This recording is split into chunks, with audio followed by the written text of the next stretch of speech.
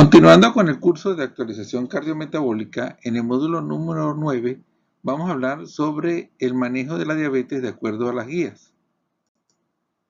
¿Qué nos dicen las guías actuales sobre el manejo de las metas para el paciente con diabetes? Este documento, publicado en el 2012 por la Asociación Americana de Diabetes y la Asociación Europea para el Estudio de la Diabetes, da un enunciado muy claro. El enfoque debería ajustarse a cada tipo de paciente. Entonces, dentro de las guías para el control de la glucosa, vemos acá, nivel de hemoglobina A1C adecuado, menor de 7%, pero que debería ser individualizado. En estas guías plantean que el tratamiento de la diabetes debería ser para todos los pacientes, iniciar con metformina. Si no hay éxito con el uso de la metformina en los 3 meses, añadir un segundo medicamento, ya sea una sulfonilurea, una glitazona, un inhibidor de PP4, GLP-1 o insulina. Y si no tenemos éxito, los 3 meses posteriores, un tercer medicamento con cualquiera de los anteriormente nombrados que no haya sido utilizado. Pero entonces, lo verdaderamente importante de estas nuevas guías es que deberíamos tomar en cuenta una serie de factores a la hora de decidir las metas y el tipo de medicamento a utilizar. Dentro de ellos, la edad, la duración de la enfermedad previa al tratamiento, las comorbilidades, la presencia de enfermedad macrovascular o microvascular, la incidencia de hipoglucemia en este tipo de pacientes y el ámbito psicosocial. De forma tal que tendríamos entonces metas más intensas, más estrictas, menos estrictas o intermedias de acuerdo al tipo de paciente. Por ejemplo, deberíamos ser más estrictos y lograr una meta de una hemoglobina A1C menor del 6% en pacientes motivados, con riesgo de hipoglucemia bajo, con 40 años, 5 años de evolución de la enfermedad, sin complicaciones ni microvasculares ni macrovasculares, ni comorbilidades. Es un paciente poco comprometido en el inicio del problema clínico, por lo tanto podríamos ser más estrictos en cuanto al control de la glicemia y en ese paciente tendríamos menos problemas. Entonces nuestra meta sería menos una hemoglobina glicosilada menor del 6%. Pero, por ejemplo, entonces, ¿en qué pacientes deberíamos ser menos estrictos y lograr una meta por lo menos del 8%? En pacientes desmotivados, con riesgo de hipoglicemia alto, por lo menos 75 años de edad, con más de 20 años de duración de la diabetes, con complicaciones macrovasculares, microvasculares avanzadas y múltiples comorbilidades, por ejemplo, si tiene EPOC, insuficiencia renal. Y podríamos tener una meta intermedia del 7% en pacientes con un rango de motivación adecuado, con riesgo de hipoglicemia menos, 60 años, duración de la enfermedad por lo menos 10 años, complicaciones microvasculares pero no tan avanzadas y comorbilidades algunas intermedias. Entonces, en resumen, ser más estricto si el paciente no tiene ni complicaciones ni micro ni macrovasculares, sin comorbilidades, bajo riesgo de hipoglicemia, menos de 5 años de evolución de la enfermedad. Más estricto en pacientes con complicaciones micro y macrovasculares avanzadas, múltiples comorbilidades, riesgo de hipoglicemia acentuado y 10 años de evolución. Y tendríamos entonces un paciente intermedio en el cual la meta sería un 7%.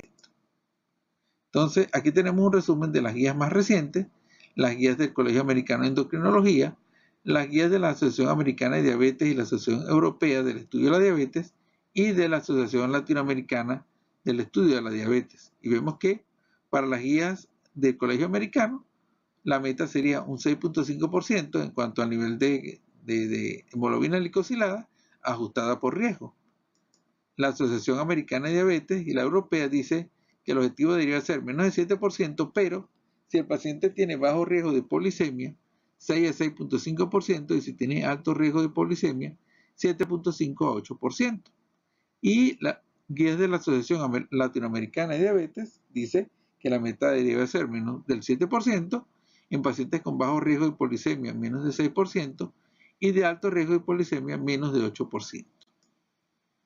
Entonces, hemos visto que hemos hablado de hipoglicemia y entonces nuestro objetivo sería ahora preguntarnos cuál es el rol de la hipoglicemia en el manejo del paciente diabético.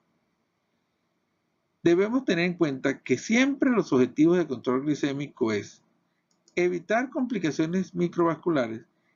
El control a largo plazo podría prevenir la aparición de complicaciones macrovasculares y todo ello conjuntamente evitando hipoglicemia. Es decir, debemos disminuir complicaciones microvasculares sin, por lo menos, evitar al máximo el riesgo de hipoglicemia.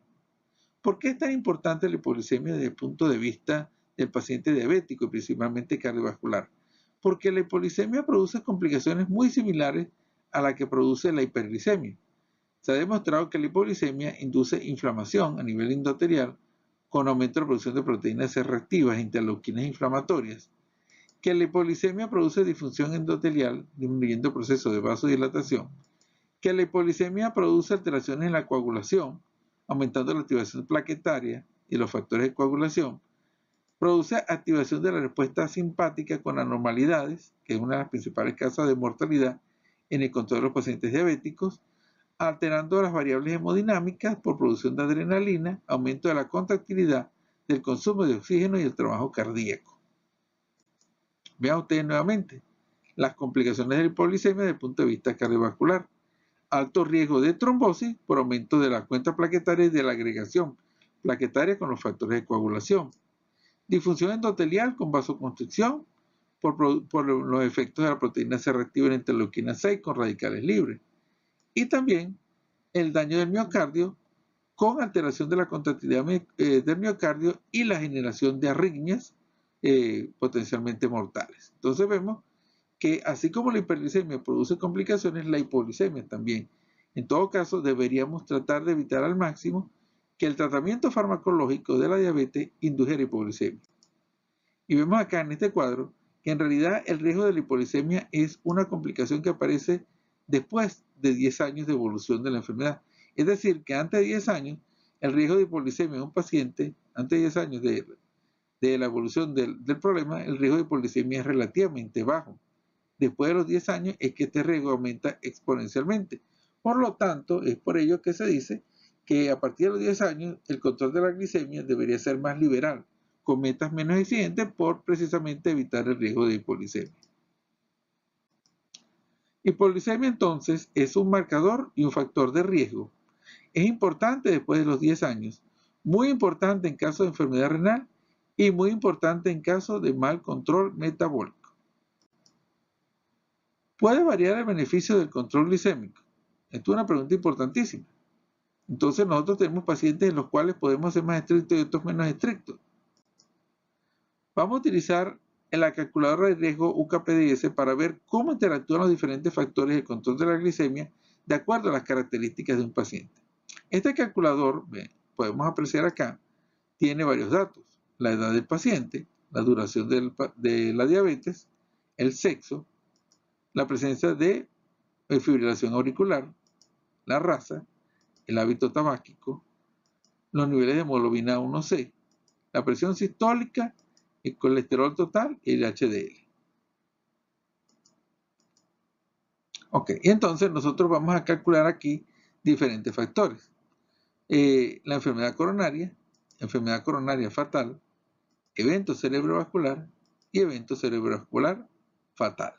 Entonces vamos a medir esos 4 factores: coronariopatía fatal, evento cerebrovascular y evento cerebrovascular fatal. Vamos a tomar este primer ejemplo. Entonces aquí tenemos un paciente de una edad de 70 años, tiene una duración de su diabetes de 15 años, sexo masculino, es un gran fumador, tiene una hemoglobina A1C de 9.5%, con una presión sistólica aumentada, 175, con un colesterol total en 300 y el HDL está en 31. Vemos aquí, el riesgo de coronariopatía es de 90%, el riesgo de coronariopatía fatal 77%, el del evento cerebrovascular 58.6% y evento cerebrovascular fatal 12.5%. Entonces tenemos un paciente de edad avanzada, duración más de 10 años de evolución, es un fumador, tiene una hemoglobina 1C bastante elevada, 9.5, tiene hipertensión, por lo menos su sistólica está aumentada, tiene colesterol aumentado, tiene HDL bajo, y vemos aquí los índices hasta 90% de coronariopatía con 77% de posibilidad de que sea fatal, y 58, casi 60% de evento cerebrovascular y 12.5% de que sea fatal. Vamos a intervenir en varios factores progresivamente para ver el impacto de cada factor en el desarrollo de la enfermedad. Entonces supongamos que en este paciente, este mismo paciente, entonces yo de 9.5 de hemoglobina 1C bajo a 6.5, sin afectar los otros factores. Entonces, ¿cómo incide esto en los problemas clínicos antes nombrados?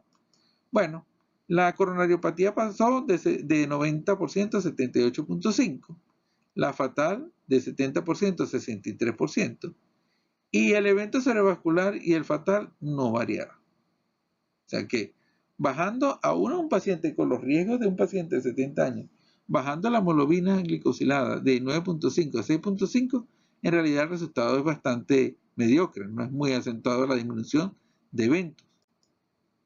Ahora hagamos lo siguiente, el mismo paciente de 70 años con 15 años de evolución, le quitamos el factor de riesgo, no fuma, ya no fuma.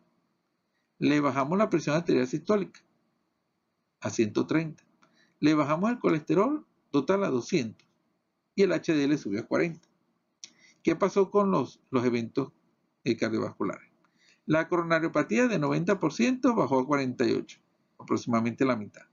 La coronariopatía fatal de 70% bajó a 40%.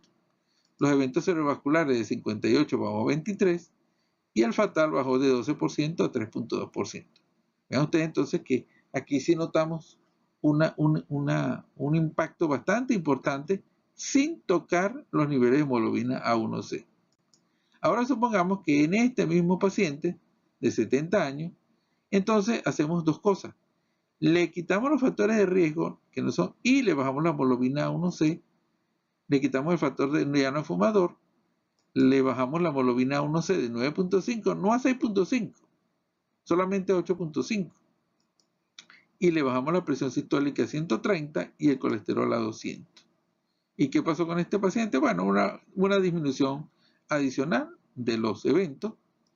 Bajamos entonces coronariopatía a 44, coronariopatía fatal a 35, evento cerebrovascular a 23 y evento cerebrovascular fatal a 3.2. Vean ustedes, entonces logramos un pequeño efecto adicional con el manejo de la glucosa. Pero en este paciente definitivamente los factores adicionales de hipertensión y colesterol fueron mucho más contundentes para bajar los eventos. Tomemos ahora otro paciente. Este paciente tiene 45 años de edad. El paciente relativamente joven, tiene 5 años de evolución de la enfermedad. Es un fumador y tiene una hemoglobina 1C en 12.5. Tiene una presión arterial sistólica de 175, igual que la anterior, 300 de colesterol total, HDL de 31. Ok.